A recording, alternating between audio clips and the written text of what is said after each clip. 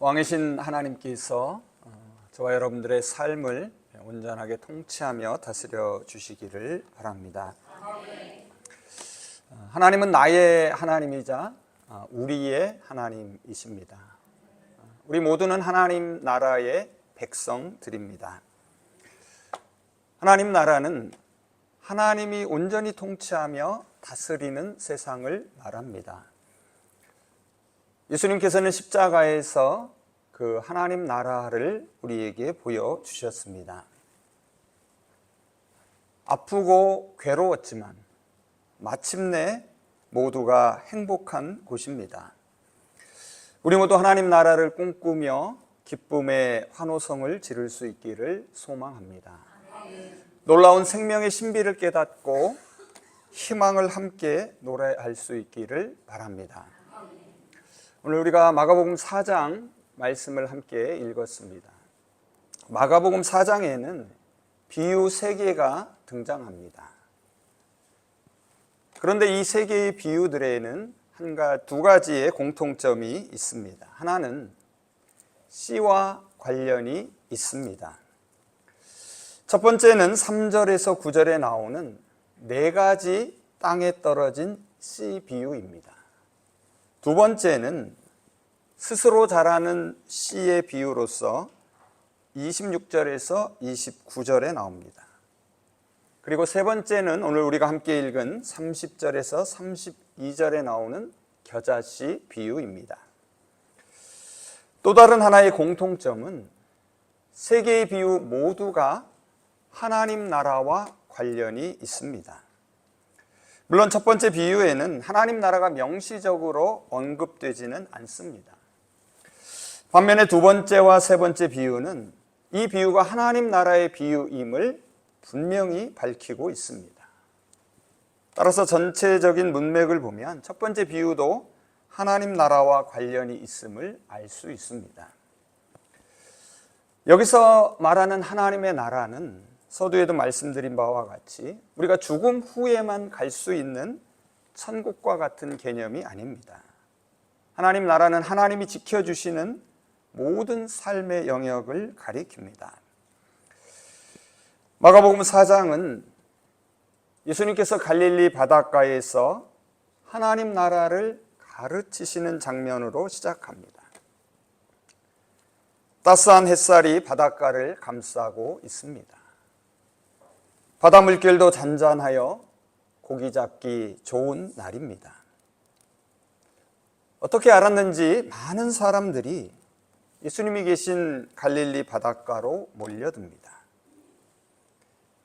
예수님은 바다에 떠 있는 어떤 한 배에 오릅니다. 그리고 여러 가지 비유로 하나님의 나라를 가르치기 시작합니다. 그곳에 모인 사람들은 예수님의 말씀 한마디 한마디에 귀를 기울입니다. 예수님이 들려주시는 하나님 나라 이야기는 사람들의 가슴을 뛰게 했습니다. 삶에 지친 이들에게 위로와 용기를 주었습니다. 내일이 없는 사람들에게 새로운 꿈을 꾸며 희망을 품게 했습니다. 그들 가운데는 병든 사람도 있었고 귀신 들린 사람들도 있었습니다. 사회로부터 손가락질을 당하는 세리와 죄인 취급을 받는 사람들도 있었습니다. 예수님은 그들의 고단한 삶을 누구보다 잘 알고 계셨습니다.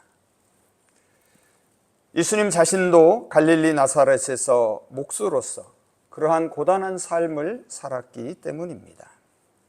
그래서 아픔과 서름을 간직한 채 살아가는 그들을 불쌍히 여기셨습니다.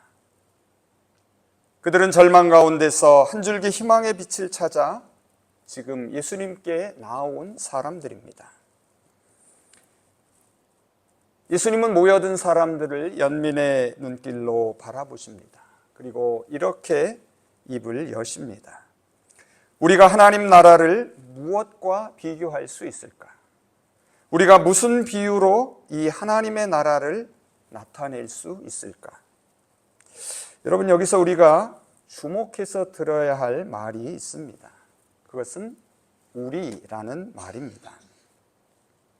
우리 개역에는 한 차례만 등장하는데 원문에는 제가 읽은 바대로 2번 등장합니다. 2차례 등장하는 우리라는 예수님의 첫 음성은 그곳에 있던 사람들의 마음을 파고 들었습니다. 아픔과 상처로 힘들어하는 청중들의 마음을 녹이기 시작합니다. 여러분, 그 장면을 다시 한번 상상해 보십시오. 예수님은 배 위에 저만큼 계셨습니다. 하지만 어느새 예수님은 해변가에서 자신들과 어깨를 맞대고 앉아 있는 것처럼 느껴졌습니다. 바로 이 우리라는 말 때문입니다. 예수님은 우리라는 말로 그들의 마음을 사로잡았습니다. 예수님은 우리라는 말로 그들과 함께 아파하셨습니다. 그들의 상처 입은 영혼을 당신 가슴으로 품기 시작합니다. 우리라는 말은 말하는 이와 듣는 이를 하나로 묶어주는 말입니다. 우리라는 말로 예수님은 말씀을 듣는 사람들과 한편임을 보여줍니다. 그리고 예수님은 그들을 하나님의 나라로 초대합니다. 사실 우리는 우리라는 말을 알게 모르게 많이 사용합니다. 우리에게 있어서 우리라는 말은 단순히 1인칭 복수 개념만이 아닙니다. 그것을 훨씬 넘어서는 말입니다. 여기서도 우리란 한 울타리에 속해 함께 있는 사람들을 뜻합니다. 상대방이 자신과 친밀한 관계임을 나타낼 때 쓰는 말입니다. 지난 수요일 수요 성경 공부에서도 한번 말씀드린 기억이 있는데요. 우리는 자신의 배우자를 소개할 때도 뭐라고 말합니까? 우리 아내, 우리 남편이라고 말합니다. 이 우리라는 말은 개인주의적 성향을 띠는 사람들의 집합이 아닙니다. 우리라는 말은 서로 더불어 살아가는 공동체를 우선하는 집합을 말해줍니다. 우리라는 말을 통해 사람들은 예수님과 한 울타리에 속해 있음을 알게 됩니다. 서로 친밀한 관계에 있음을 느끼기 시작합니다. 그리고 나서 예수님은 이제 겨자씨 비유로 하나님의 나라를 설명하기 시작합니다. 31절을 한번 보시기 바랍니다.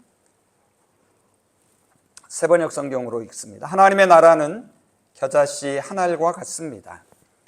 이 겨자씨가 땅에 심길 때는 세상의 어떤 씨보다 작습니다. 혹시 겨자씨를 보신 적이 있으신가요? 저는 직접 보지는 못했는데요. 사진으로 보면 겨자씨는 지름이 고작 1mm 정도입니다. 무게도 1g 정도밖에 나가지 않습니다. 그런데 이 겨자씨가 하나님의 나라와 관계가 있다고 말합니다. 겨자씨는 사실 눈에 잘 띄지 않고 아주 작습니다. 참으로 보잘것이 없습니다. 겨자씨가 하나님 나라와 관련이 있다고 하는 이 말을 듣고 사람들은 약간은 어리둥절하고 실망스러웠을 것입니다. 우리말에 깨알 같다라는 말이 있습니다. 깨알 같다라는 말은 1차적으로는 작고 보잘것없음을 나타냅니다. 마찬가지로 유대인들에게는 겨자씨 같다라는 말이 있습니다. 겨자씨는 작고 볼품없고 초라한 것을 상징합니다. 오히려 구약 성서를 잘 알고 있던 현장에 있던 사람들은 이 하나님의 나라를 생각하며 겨자씨 대신에 백향목을 떠올렸을 것입니다. 에스겔 17장 22절 23절을 보면 하나님의 나라가 하늘을 찌를 듯이 곧게 뻗은 멋지고 아름다운 백향목으로 비유됩니다. 에스겔 17장 말씀입니다. 나 주 여호와가 말하노라. 내가 또 백향목 꼭대기에서 높은 가지를 취하여 심으리라. 내가 그 높은 새 가지 끝에서 연한 가지를 꺾어 높고 빼어난 산에 심되 이스라엘 높은 산에 심으리니 그 가지가 무성하고 열매를 맺어서 아름다운 백향목을 이룰 것이요 각양새가 그 아래 깃들이며 그 가지 그늘에 거할지니라. 그래서 하나님의 나라를 겨자씨로 비유한 이 예수님의 말씀은 그들에게 놀람과 충격으로 다가왔을 것입니다. 하지만 곰곰이 생각해 보면 겨자씨는 사람들 자신들을 연상시킵니다. 보잘것없고 아무도 알아주지 않는 갈릴리 바닷가에서 예수님의 말씀을 듣는 자신들과 닮은 구석이 많았기 때문입니다. 그들은 예수님이 어떻게 이야기를 이어가실까 숨죽이며 주목합니다. 드디어 예수님의 말씀이 이어집니다. 32절입니다. 그런데 심긴 후에는 곧 자라는데 그러면 어떤 풀보다 커지며 큰 가지를 뻗어 공중의 새들이 그 그늘에 깃들 수 있게 됩니다. 작지만 겨자씨는 자랍니다. 하나님 나라의 시작은 겨자씨 한 알처럼 정말 작고 보잘것 없어 보입니다. 그런데 이미 시작되었습니다. 땅에 뿌려진 겨자씨 한 알은 사람들에게 짓밟힙니다. 따가운 햇살에 껍질이 말라 갈라져 터집니다. 때 맞추어 내린 빗물에 썩는 것처럼 보입니다. 그나마 조그마한 형체도 땅 속에 묻혀 더 이상 볼 수 없습니다. 맨 처음 예수님을 따라 하나님 나라 운동에 동참했던 제자들도 그렇게 생각했습니다. 예수님이 시작한 하나님 나라 운동이 땅 속에 묻혀 썩어 더 이상 볼 수 없는 겨자씨처럼 보였습니다. 하나님 나라 운동 때문에 예수님을 따라 나섰던 제자들은 유대인들의 박해와 위협을 당했습니다. 심지어 예수님의 가족들까지도 예수님이 미쳤다는 소문을 듣고 예수님을 붙잡으려 했습니다. 사람들은 예수님을 계속 따라갈 것인지를 심각하게 고민하게 됩니다. 그리고 많은 사람들이 예수님을 떠나갑니다. 이 사실을 요한복음 6장은 우리에게 전하고 있습니다. 요한복음 6장 끝부분을 보면 이때 예수님은 제자들에게 이렇게 묻습니다. 너희도 나를 떠나려고 하느냐? 그때 가룟 유다가 예수님을 떠납니다. 제자들은 점점 패배주의와 비관론에 빠져들기 시작합니다. 하지만 예수님은 겨자씨 비유를 통하여 그들에게 하나님의 나라를 분명하게 보여주십니다. 사라진 줄 알았던 겨자씨가 얼마 지나지 않아 땅 밖으로 힘차게 고개를 내밉니다. 가뭄과 지중해에서 불어오는 뜨거운 동랑풍을 이겨냅니다. 하나님 나라의 겨자씨는 자라납니다. 메뚜기 떼와 새들의 위협에서도 점점 자라납니다. 싹을 내고 가지를 뻗으며 마침내 열매를 맺습니다. 겨자씨는 작고 보잘것 없습니다. 하지만 그 안에는 하나님이 주신 생명력이 꿈틀거리고 있습니다. 여러분 사과 좋아하시나요? 요즘 사과가 굉장히 비싸다고 하는데요. 우리가 사과를 먹고 나서 그 속에 있는 사과 씨를 셀 수 있습니다. 하지만 아무도 사과 씨 속에 담겨 있는 빨갛고 탐스러운 사과를 보거나 헤아릴 수 없습니다.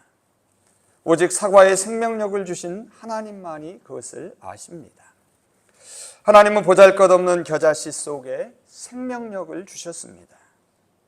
겨자씨 한 알에서 밭을 온통 뒤덮는 겨자나물의 물결을 보고 계십니다.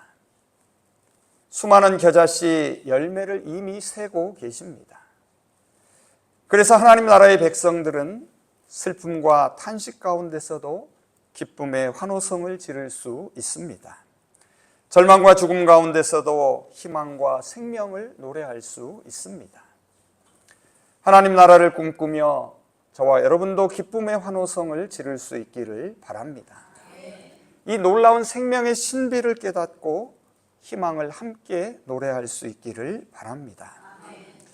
자, 그렇다면 주님께서 이 겨자씨 비유를 통해서 보여주시는 하나님의 나라는 어떤 모습일까요? 우리는 다음 두 가지를 통하여 하나님의 나라의 모습을 깨닫게 됩니다. 하나는 큰 가지입니다. 또 다른 하나는 그늘입니다. 오늘 설교 제목이 바로 여기서 가져왔습니다. 큰 가지와 그늘입니다. 첫째로 겨자씨가 큰 가지를 힘차게 뻗습니다. 잘 자라나 열매를 맺습니다. 하지만 겨자는 한 해살이 풀입니다. 겨자는 다 자라도 2m를 넘지 않습니다. 나무라기보다는 초라하고 볼품없는 나물에 불과합니다. 왜 예수님은 백향목처럼 웅장하고 아름답고 단단한 나무에 하나님의 나라를 비유하지 않으셨을까요? 무엇 때문에 하나님의 나라를 이렇게 볼품없는 겨자나물과 같다고 말씀하셨을까요? 정말 하나님의 나라가 이렇게 작고 초라하고 왜소하다는 것일까요? 예수님 당시 유대인들은 앞서 말씀드린 것처럼 백향목처럼 강력하고 웅장한 하나님의 나라를 고대하고 있었습니다. 그래서 자신들의 맺힌 서름과 한을 풀어주기를 기대했습니다. 사실 제자들도 그런 기대를 가지고 하나님 나라 운동에 동참했습니다. 높은 데서 권력을 가지고 군림하고자 하는 욕망이 있었습니다. 사실 이러한 욕망은 비단 2000년 전 제자들에게만 있는 것은 아닙니다. 하지만 억눌림과 빼앗김의 한을 풀고자 또 다른 사람들을 억누르고 빼앗는 모습의 하나님의 나라는 예수님이 보여주시는 것과 거리가 멀었습니다. 하나님의 나라는 하늘 높이 치솟은 백향목 꼭대기 저 높은 곳에 있지 않습니다. 오히려 1m 남짓 나지막한 겨자나물 끝에 있습니다. 그래서 우리가 맘만 먹으면 누구나 손을 뻗어 닿을 수 있습니다. 더 이상 백향목 꼭대기로 안간힘을 쓰며 기어오를 필요가 없습니다. 우리는 이 겨자나물 아래서 우리를 만나러 인간의 모습으로 낮아지신 예수님을 바라봅니다. 우리를 사랑하시고 섬김의 본을 보여주신 십자가의 예수님을 만날 수 있습니다. 하나님 나라의 울타리는 높은 담이 아니라 낮은 울타리로 둘러져 있음을 깨닫게 됩니다. 그래서 겨자나물의 큰 가지는 위로 높이 솟은 큰 가지가 아닙니다. 옆으로 펼쳐진 큰 가지입니다. 낮아서 크고 넓어서 큰 가지입니다. 무엇이든지 품고 모두를 품어낼 수 있기에 큰 가지입니다. 다음 둘째로 큰 가지를 내어 자라난 겨자나물의 그늘에 새들이 둥지를 틉니다. 참으로 충격적이고 놀라운 이야기입니다. 여러분 앞선 마가복음 4장 3절에서 9절을 보시면은 4가지 땅에 떨어진 씨의 비유가 나옵니다. 거길 보시면 실제로 이 새들은 얼마 전까지만 해도 무수한 쪼아됨으로 겨자씨의 생존을 위협했던 존재들입니다. 하지만 겨자씨가 위험한 고비와 온갖 고난과 역경을 견뎌내고 커다란 겨자나물로 자라납니다. 그리고 그 순간 그 둘의 관계는 이제 역전되고 맙니다. 쉴 곳을 찾아 공중을 떠도는 새들에게 너그럽게 펼쳐진 겨자덩굴 가지들이 자리를 내어줍니다. 새들에게 따가운 햇볕을 피해 편안히 쉴 수 있는 그늘을 만들어줍니다. 그들에게 보금자리도 내어줍니다. 기독교 시인인 윤동주 시인의 시 가운데 십자가라는 시이 있습니다. 그 한 구절을 떠올리게 합니다. 괴로웠던 사나이, 행복한 예수 그리스도. 예수님은 십자가의 고통 속에서도 조롱하며 저주하는 이들을 위해 기도하셨습니다. 오히려 용서와 사랑으로 감싸 안으셨습니다. 누가복음 23장 34절입니다. 아버지, 저 사람들을 용서하여 주십시오. 저 사람들은 자기네가 무슨 일을 하는지를 알지 못합니다. 그래서 십자가의 예수님은 괴롭고 고통스러웠지만 진정 행복한 사람입니다. 우리는 다시금 하나님 나라의 울타리를 생각해 봅니다. 하나님 나라의 울타리는 나지막합니다. 또한 하나님 나라의 울타리는 아주 한없이 넓습니다. 그 울타리 안에는 겨자씨가 자라납니다. 겨자나물이 온 밭을 뒤덮습니다. 거기에서 아름다운 새소리를 언제나 들을 수 있습니다. 그래서 아프고 괴로웠지만 이제는 모두가 행복한 곳이 하나님의 나라입니다. 이제 말씀을 정리해 보겠습니다. 하나님은 저와 여러분에게도 우리라고 말씀하십니다. 우리에게도 하나님의 나라를 가르쳐 주십니다. 우리는 하나님의 나라가 지금 이곳에 임하기를 간절히 소망합니다. 예수님은 제자들에게도 하나님의 나라가 임하게 해달라라고 기도하도록 가르치셨습니다. 하나님 나라는 단순한 장소 개념을 넘어섭니다. 하나님 나라는 하나님이 통치하고 다스리는 세상을 말합니다. 하나님의 나라는 하나님이 지켜주시는 모든 삶의 영역을 가리킵니다. 그래서 하나님의 나라에는 오직 하나님의 법과 하나님의 논리와 하나님의 뜻이 충만합니다. 하나님의 나라는 예수님이 이 땅에 오심과 함께 이미 우리 가운데 시작되었습니다. 겨자씨 한 알처럼 땅에 심기었습니다. 작아서 눈에 잘 띄지 않습니다. 백향목과 비교하면 볼품도 없고 보잘것도 없습니다. 하지만 하나님의 나라의 겨자씨는 자라납니다. 새들의 위협에서도 점점 자라납니다. 싹을 내고 가지를 뻗으며 마침내 열매를 맺습니다. 이 겨자씨 안에는 하나님이 주신 생명력이 있기 때문입니다. 마침내 큰 가지로 자라납니다. 위로 높이 솟아서 큰 가지가 아닙니다. 옆으로 펼쳐진 큰 가지입니다. 무엇이든 품고 모두를 품어낼 수 있기에 큰 가지입니다. 그리고 큰 가지 그늘에 마침내 새들이 깃들게 됩니다. 겨자씨는 자신의 생명을 위협했던 공중의 새들이 쉬도록 자리를 내어줍니다. 하나님 나라는 아프고 괴로웠지만 이제는 모두가 행복한 곳입니다. 이제 우리 모두 하나님 나라를 꿈꾸며 우리도 기쁨의 환호성을 지를 수 있기를 바랍니다. 놀라운 생명의 신비를 깨닫고 희망의 노래를 함께 부를 수 있기를 소망합니다. 이제 주님이 들려주시는 하나님 나라에 대한 겨자씨 비유를 들으며 설교를 마치겠습니다. 우리가 하나님의 나라를 어떻게 비교하며 또 무슨 비유로 나타낼까? 겨자씨 한 알과 같으니 땅에 심길 때에는 땅 위의 모든 씨보다 작은 것이로되 심긴 후에는 자라서 모든 풀보다 커지며 큰 가지를 내나니 새들의 공중의 새들이 그 그늘에 깃들일 만큼 되느니라. 아멘. 기도하겠습니다.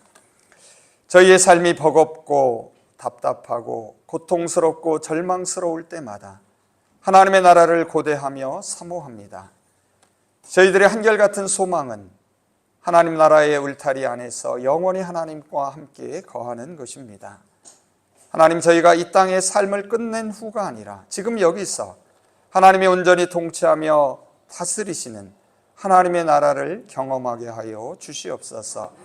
매일 반복되는 일상의 많은 만남 가운데서 하나님의 임재와 하나님의 다스림을 맛보게 하시고 왕이신 하나님께서 가정이나 일터에서 일할 때에 저희를 하나님의 뜻 가운데로 인도하시고 선하게 다스려 주시옵소서.